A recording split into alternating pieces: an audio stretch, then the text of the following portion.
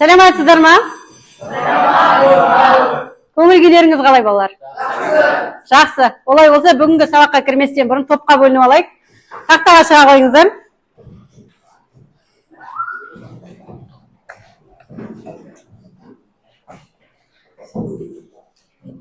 Так, сыныпта неше оқушы бар балалар? Аха. Жақсы. Мына топқа бөлінген балалар. Бірінші топ Айқын, Сырым, Аслан, Нұрқасым, Іңкәр, Бекзат бірінші топқа. Екінші топқа Амина, Нұрлыбек, Кәусар, Нұрайна, Рамазан, Таңшолпан. Үшінші топ Бибігүл, Меруерт, Атаберген, Әсемгүл, Дінмұхамед, Айым. Төртінші топ Аяжан, Перизат, Кәусар, Нұрқанат, Ахметжан. Балалар, топтарыңыз жазылып тұр. Бірінші топ, екінші топ, үш және төртінші топ. Жақсы, орналастық па балалар? Жақсы, оқушылар, бүгінгі сабағымыздың тақырыбы саяси картадағы сандық және сапалық өзгерістер. Оқу мақсатымыз саяси картаның сандық және сапалық өзгерістерін талдайды. Алла сонымен сандық және сапалық өзгерістер дегеніміз не? Соған тоқталайық. Сіздерге сұрақ, қалай ойлайсыздар? Сандық және сапалық өзгерістер саяси карта. Кезекпен тұрып айтайық. Жақсы. Келесі тағы қосат. Мемлекеттердің бірігуі немесе бөлінуі. Келесі. Мәртебесі анықталмаған аумақтарды. Нұрқасым. Кейбір жерлерді қосып алу дейді. Мемлекеттердің бірігуі, бөлінуі, мемлекеттердің саны, отарлардың саны, халықаралық аумақтардың саны, мәртебесі анықталмаған аумақтардың саны, Енді сандар мемлекетте үнемі өзгеріп тұрады. Ал сапалық өзгерістерді қалай ойлаймыз? Қосыр?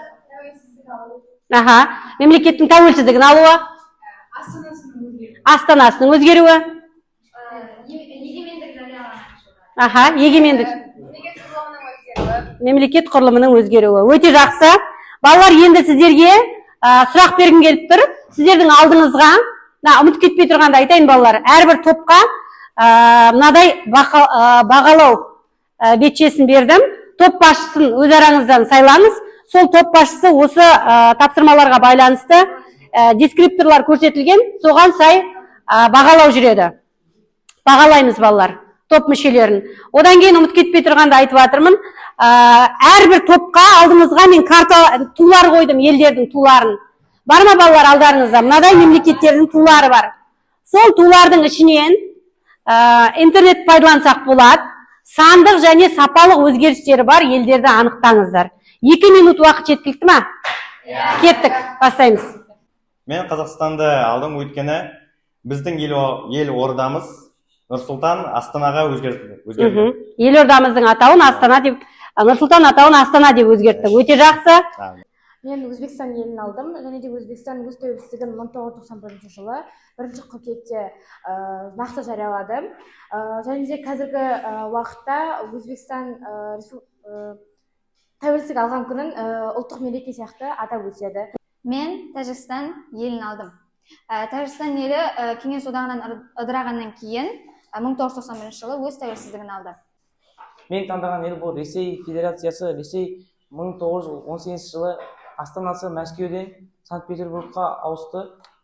Сосын Ресейдің бұрынғы аты КСРО болатын, одан 14 ел шығып, қазіргі атауы Ресей Федерациясы. 15 одақтас республика құрамынан бөлініп шыққаннан кейін Ресей Федерациясы болды, Кеңес үкіметінің құрамында. Өте жақсы. Келесі топ. Сіздің топтан Кәусар? Мен Түркия елін таңдадым. Ол Түркия елі 1923 жылы Стамбулдан Анкараға ауысты. Астанасы, Астанасы. Бұл сапалыққа жатады. Бұның ауысу себебі ол елдің жаңа бағытты қабылдануын көрсету ретінде. Өте жақсы. Қолдап отырайық. Келесі. Мен сразу үш ел таңдадым, себебі үш елдің де тарихы өте қызықты. Бірінші, мен Ұлыбританиядан бастаймын. Себебі ол екінші дүниежүзілік соғысында үлкен колониясы болды. Оның колониялары Африкаларда болды, және Индия болды, және Пакистан болды. Және екінші дүниежүзілік соғыстан кейін бәрі елде экономика түсіп, Ұлыбритания өзінің колониясын шығарып тастайын деді. Себебі оның бәріне қаражат керек. Қаражат болмаған үшін бәрін шығарып, өзі кішкентай герой болып кетті. Және ол Ұлыбритания ол біріккен Ұлыбритания елдері, себебі ол жерде Ирландия бар, және де басқа елдер де бар. Тарихи атауларға келесі. Осының Тыңдайық балалар. Қытай. Қытай қазір ол социал-демократиялық жер. Ол баяғыда үлкен империя болған. Сосын 1900 жылдан кейін ол коммунистік партия идеологиясын қабылдады. Және ол жерде облыстар провинция деп аталады. Және 2000 жылдардан кейін Қытайдың экономикасы өте жоғары өсті. Жақсы. Келесі, өте жақсы. Және Германия. Германия бұл Европаның ортасында орналасқан. Және Германия соғыстан кейін капитуляция жасап, оның жері екіге бөлінді. Оның Қалай бөлінді? ГДР-ді ол Ресей алды, яғни КСРО, ал КФР-ді америкалық адамдар алды. Және 60 жылдан кейін Германия елдігін қосып өзінің жаңа мемлекет ашты.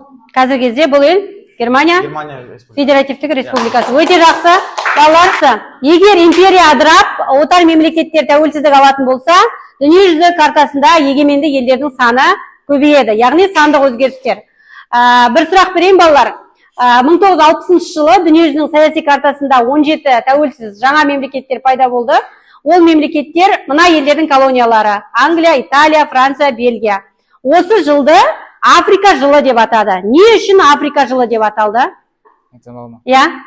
Апай, Англияда, Африканың жерлерінде көптеген колониялар болды. Және де 1960 жылы ол колониялар өз егемендігін алып, осы жылды Африка жылы деп аталды. Африканың бірнеше елі тәуелсіздік алған. Өте жақсы. Жақсы. Енді келесі кезеңіміз біздің топтық тапсырмалар. 4 топқа тапсырмалар беріледі. Бірінші топ 2, 3, 4 тақтаға қарайық.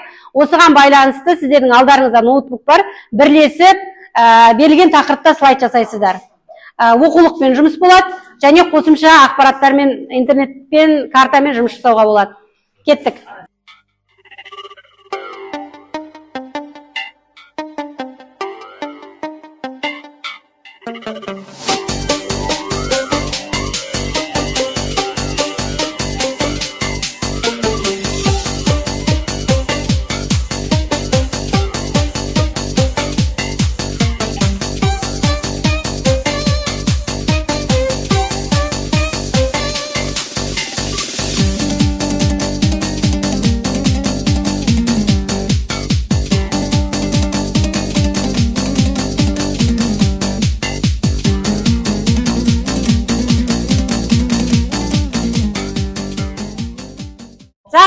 Құрметті оқушылар, топтар болсақ, тақтаға шығып қорғай берейік. Жаңа слайдтарыңыз мына жерге жүктелді.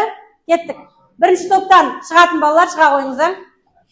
Әлемнің саяси картасының негізгі нысаны мемлекеттер мен тәуелді аумақтар.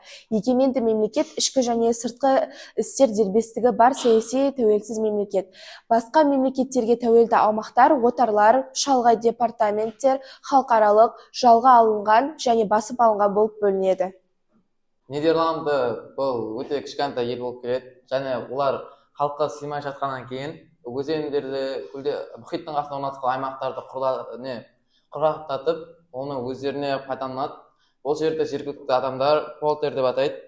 Және Біріккен Араб Әмірліктері, олардың жері тоже өте кішкентай. Сондықтан олар өздері жасанды арал жасап, бұны өздерінен қолданады. Бұл Нидерландыда полтер аралдары, бұл жерде адамдар егін шаруашылығынан да қолданады.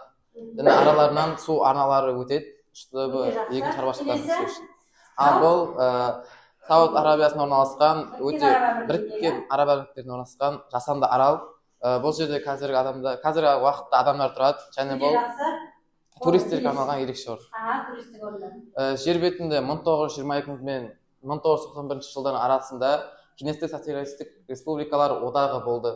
Бұл мемлекет жер бетінің 6/1 бөлігін алып жатты және жер бетіндегі ең үлкен мемлекет болып есептелді. 1991 жылы бұл ел ыдырағаннан кейін дүние жүзінде егеменді 15 ел болды. Саны көбейді, иә? Бұл сонда сандық па, сапалық па? Сандық. Сандық өзгерістер. Жақсы. Келесі. 1990 жылы қазанда екі мемлекет, Герман Демократиялық Республикасы мен Германия Федеративтік Республикасы, сонымен қатар мәртебесі анықталмаған аумақ Батыс Берлин бірігіп, барлығы Германия Федеративтік Республикасының құрамына кірді. Солай дүниежүзі картасында бір мемлекет және мәртебесі анықталмаған бір аумақтың саны азайды. Ол дүниежүзілік саяси картасында мына жерде орналасқан. Өте жақсы. Халықаралық аумақтар үш түрге бөлінеді: теңіздер мен мұхиттардың түбі. Теңіздер мен мұхиттардың түбі құрамы ұлттық құқық шегінен тыс барлық теңіздер мен мұхиттардың түбі. Теңіздер мен мұхиттардың түбінің мақсаты дүниежүзілік мұхит түбінің ресурстарын барлық мемлекеттерге әділетті түрде бөлу. Теңіздер мен мұхиттардың түбі екі түрі бар: Панама бұғазы мен Панама каналы мен Ла-Манш бұғазы. Мемлекеттердің сандық сипаттамаларының өзгеруі, оларға ашық жерлердің сатып алынған аумақтардың қосылуы, соғыс мемлекеттерінің бірігуі немесе ыдырау салдарынан жоғалтуы, және де құрлықтық жерлермен алмасу немесе теңіздің құрлықтық жер қайтарып алу себептері мемлекеттердің көлемі өзгереді, және де осыған байланысты астында мысалдар берілген. Мысалға, екінші дүниежүзілік соғыста Жапония жеңілу салдарынан бірқатар жерлерін Ресейге берді. Ол мына жерлер. Жапония Ресейге берген бірқатар аралдар, иә? Өте жақсы, балалар, неке тақтаға қарайық. Мына екінші топтың жасағаны, міне Жапонияның соғыстан жеңілу салдарынан бірнеше жерін берген екен Ресейге. Одан кейін бұрындары Судан жер көлемі бойынша Африкадағы бірінші орында тұрса дейді, мемлекеттің Судан және оңтүстік Судан мемлекеттеріне ыдырауының нәтижесінде қазіргі кезде жерінің аудан жөнінен материкте үшінші орынға түскен дейді. Өте жақсы. Қазіргі уақытта дүниежүзінің саяси картасында сапалы өзгерістер басым. Мемлекетті сипаттау белгілі бір сызба нұсқа бойынша жүзеге асырылады. Оған географиялық, табиғи, әлеуметтік, экономикалық және басқа көрсеткіштер де кіреді. Сапалы өзгерістер дегеніміз елдің және астанасының атауы, құрылым немесе басқару формасы және егемендік жариялаған жыл. Сапалық өзгерістерде саяси картада мемлекет аралық шиеленісті нүктелер мен ыстық нүктелер пайда болып, қайта ғайып болуы, мемлекеттер егемендік алу немесе оны жоғалту, жекелеген мемлекеттерде басқару және саяси құрылым формасының ауысуының байқалуы және тағы да басқа. Сандық және сапалық өзгерістер бір-біріне қарама қайшы келмейді. Көп жағдайда олар бір-бірімен байланысты болады. Кеңес одағының осы жерде біз 15 мемлекет өз тәуелсіздігін алуын көреміз, және оның ішінде Қазақстан, Өзбекстан, Қырғызстан, Белоруссия, Украина, Эстония, Латвия, Литва және тағы да санын көреміз. Және сол кезде ТМД құрылуы, Европалық одақ пен НАТО шекараларының кеңеюі болды. Югославия ол картада сандық өзгерістерінің мысал болатын елдердің бірі. Ол 1918 жылдан бастап 2003 жылға дейін болған еуропалық мемлекет. Ол басқару формасын монархиядан республикаға ауыстырды. Ол 2003 жылы 6 тәуелсіз мемлекетке ыдырады.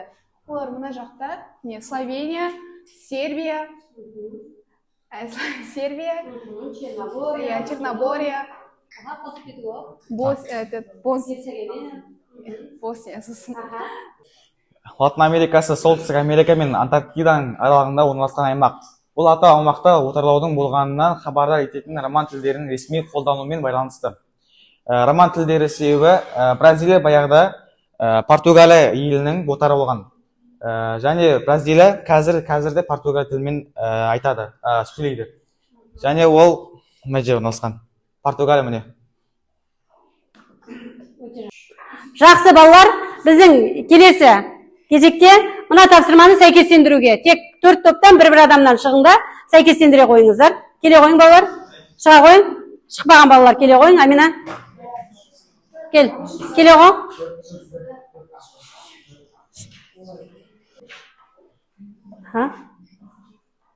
Бұл сонымен қандай ұйым? Ұжымдық қауіпсіздік шарт ұйымы. Жақсы, логотиптермен сәйкестендіріп жатырмыз. Бұл ұйым тәуелсіз мемлекеттер достығы. Оның логотипі мынандай. Өте жақсы. мына жақта Біріккен ұлттар ұйымы. Иә? Шанхай ынтымақтастық ұйымы. Өте жақсы. Енді мына ұйымдардың ішінен негізгі қызметі, ұйымның мақсаты қандай екенін бір айтып жіберейік. Тәуелсіз мемлекет достығы бұл КСРО ыдырағаннан кейін 14 мемлекет әлі достасып жүргенін білдіреді. Және де ол сол 14 ел әрқашан бейбітшілікте көмектесуге барады. Сол үшін құралған. Ал біріккен ұлттар ұйымы кім айтады балалар? Қауіпсіздік шарт ұйымы. Бұл әлемнің қауіпсіздігі және соғыс болмауын басқарады, қадағалайды. Қазақстан мүше ма осы ұйымдарға балалар? Біріккен ұлттар ұйымы қандай ұйым?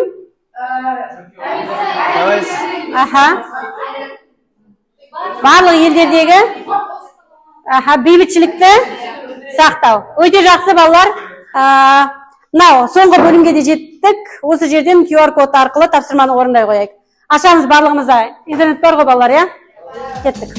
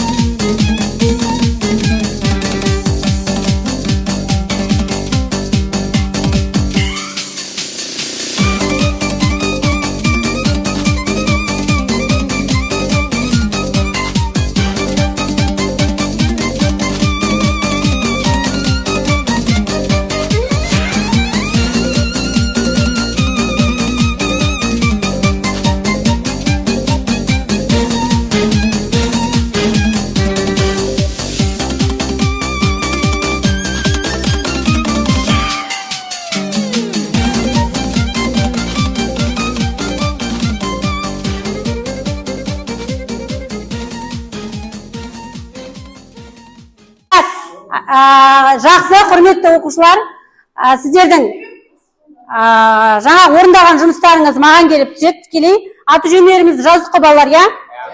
Олай болса, біздің бүгінгі сабағымыз мәресіне жетті. Бағалау парақшасын балалар сіздерге таратқанмын топтарға. Соны бере қойыңыздар. Әрбір топтар бағалау парақшасы берілді. Соны бере қойыңыздар балалар бағалау парақшасымен. Жақсы балалар, бүгінгі сабақ ұнады ма? Өте жақсы. Жақсы, сіздерге сәттілік балалар, аман болыңыздар.